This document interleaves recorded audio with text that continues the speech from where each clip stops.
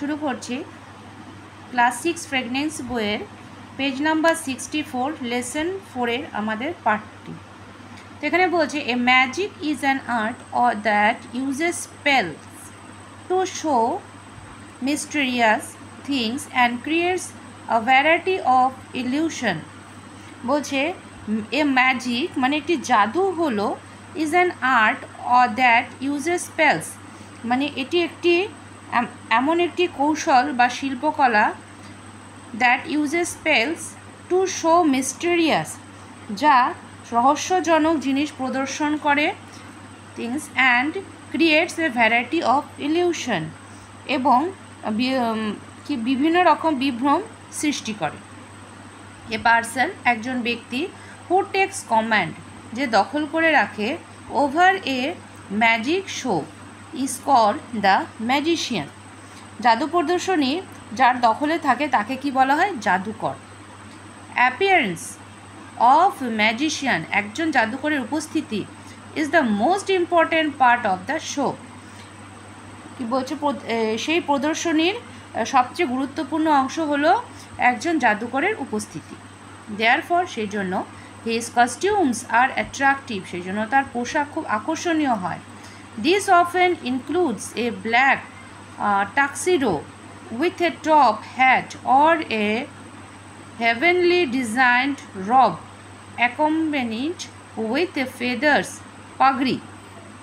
তাহলে ভালো করে বললে কি হবে?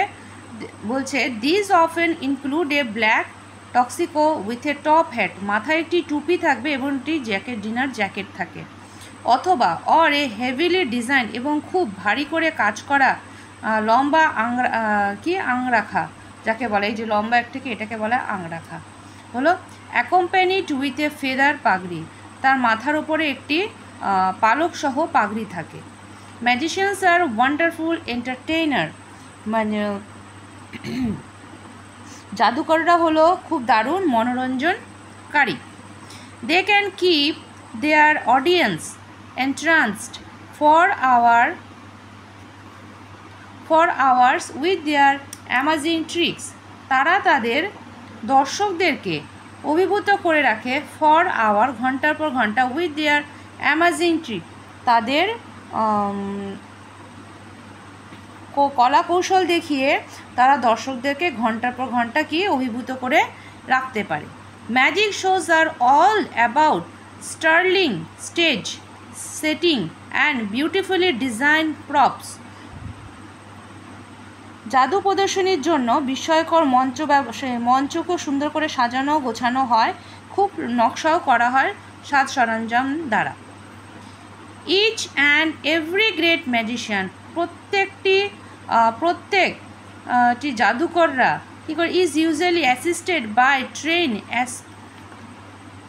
অ্যাসোসিয়েটস, প্রত্যেকটি জাদুকরের সঙ্গে কী থাকে? প্রশিক্ষণ সহকারী সাহায্য লাভ থাকে, প্রশিক্ষিত সহকারী থাকে, যারা মানে তাদেরকে হেল্প করে, সহকারী মানে সাহায্য করে, তারাও কিন্তু প্রশিক্ষিত থাকে।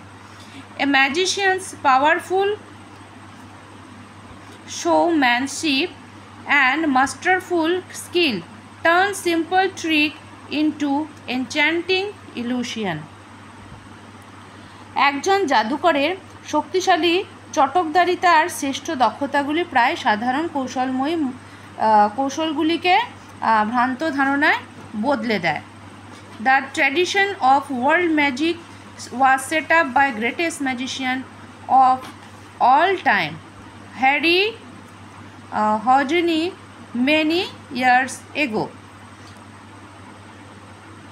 পৃথিবীতে জাদুর ঐতিহ্য স্থাপন করে গেছে সর্বকালের সেরা জাদুকর ছিল কে?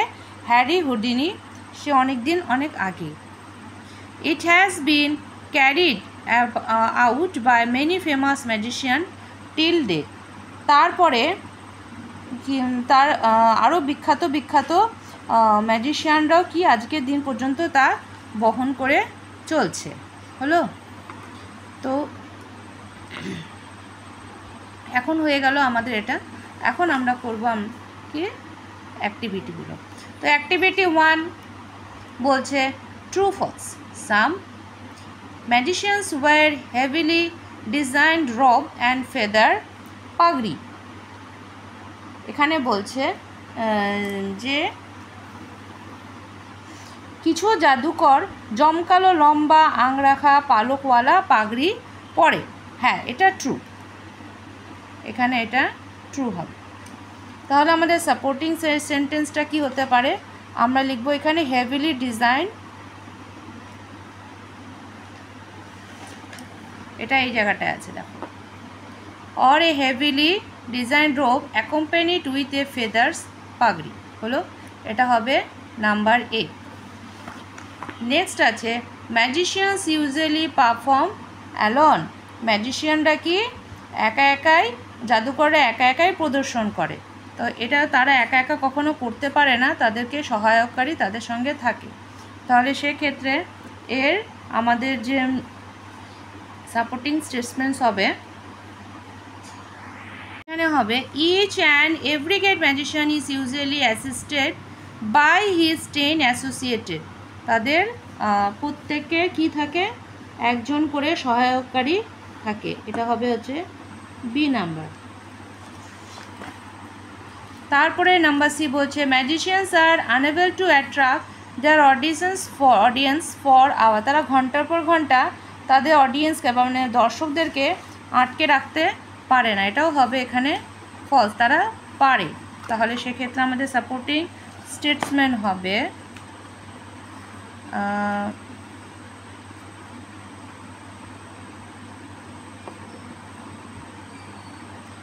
এই যে they can keep their audience entranced for hour with their amazing trick, এটা হবে এখানে, এখান থেকে এতটা, এটা হবে আমাদের সি নাম্বার।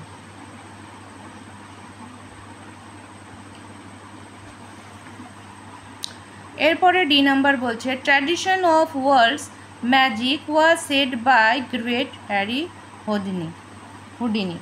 তাহলে বলছে পৃথিবীতে জাদুর ঐতিহ্য স্থাপন করেছিল সেরা হ্যারি হুডিনি, এটা হবে এখানে ট্রু।